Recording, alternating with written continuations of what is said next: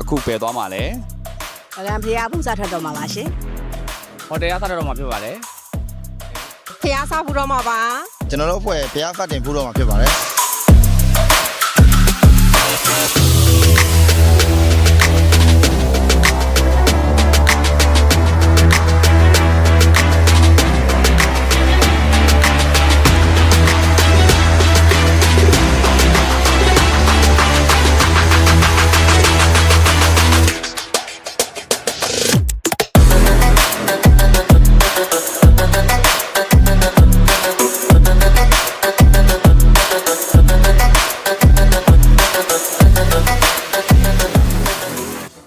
တောင်းမြင်ပေါ်မှာပြေးနေဟာ